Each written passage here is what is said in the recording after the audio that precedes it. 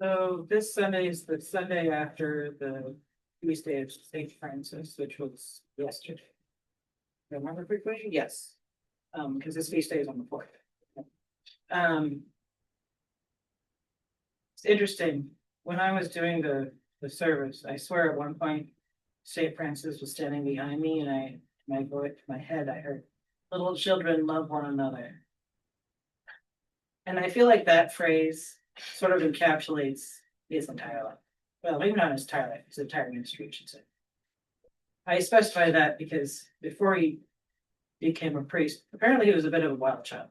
Uh, and then he had an experience and became a monk and took up poverty, which, since he was a very rich man, was is quite the leap. He actually had a vision or an experience or whatever you want to call it of God charging him to basically fix his church. And he didn't know how he was going to do it, but kind of ended up doing it anyway. Um, and it's interesting because there seems to be themes with some of the more well-known religious figures through history.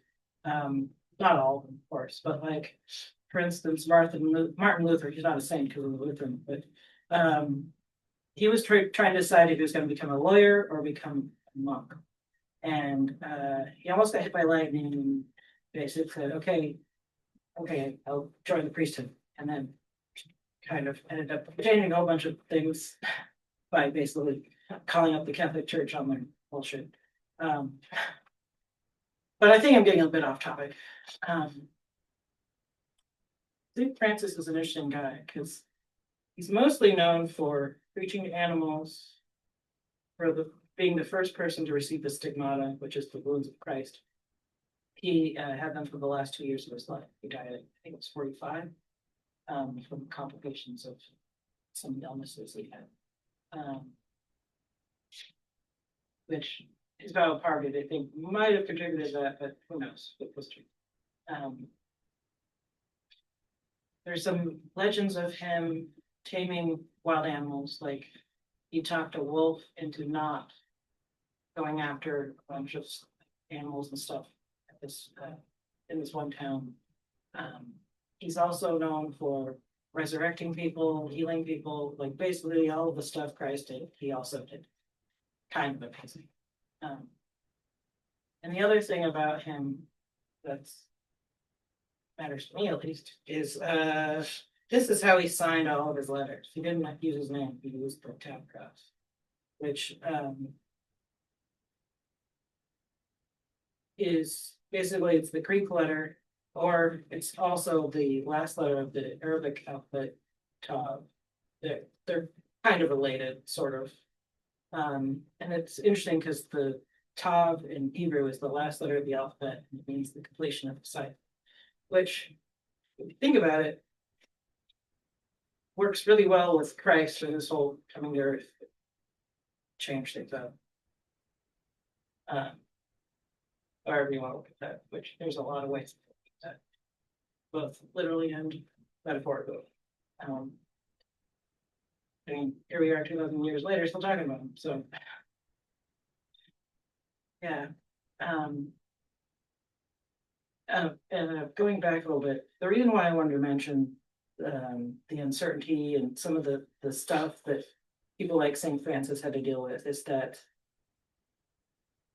a lot of times with saints and important religious figures, we kind of put them on a pedestal, like they're up here and there's no way I could get there. When really, if you look at their life, they're not that much different from us. Because like St. Francis, his father was pissed off and basically disowned him for becoming a priest because they wanted him to join the family business. I mean, that's a tale as old as time. And it's interesting because after he became a monk, I think it was his sister and his mother also ended up joining. So there's also the fact that when one person decides to do something, other people will see that as an example and join them. Not only did his family, but people like St. Clare and other folks ended up joining. He founded, or was part of founding, 3 different orders. I think all of which still exist. Don't put me on that. So at least 2 of them do. The third one I don't know anything about at all. So Yeah, I'll put a peg on that one. So a lot of times when we look at these figures, it's not an impossible goal. It's you can be like this too, even if it's not the same extent. Because I mean, not everyone's going to have found 3 mortars that still exist several hundred years later. That's fairly rare. But small acts can lead to bigger acts. Actually, a good example of this was something I heard about the other day, where there was these women who were working at a grocery store in, I think it was Scotland or Ireland, I'm forgetting it, sorry. And they were pissed off about apartheid in South Africa at the time. And so they're like, we should stop selling grapefruit. And so they started picketing and campaigning, and most people didn't really care. And eventually, folk in South Africa found out about it and joined them, like Desmond Tutu and a couple other famous people who I'm forgetting. And like they got enough attention that basically the government was like, okay, maybe we should stop importing goods from South Africa. And that fact was part of why apartheid ended in South Africa. It was basically because 2 people are like, yeah, let's stop selling grapefruit. I mean, the lines of between 2 points is rarely a straight line. And you never know what you will inspire in other people or what you have already inspired them. Because like I found out years later that something I posted online back when MySpace was still a thing impacted a friend of mine like way more than I ever could have imagined. And like it changed his whole life. And it was just I was just doing it for me, and it ended up inspiring him, and it was just like, wait, what? That happened? I had no idea. And so when you have these moments of like, am I doing anything? Is anything changing? Chances are it already has, and you don't know it. Because that's out of me. And I wasn't trying. I have tried other things, but it's interesting. The things you think will change things and the things that you think don't matter are not always the same thing. It's life is weird.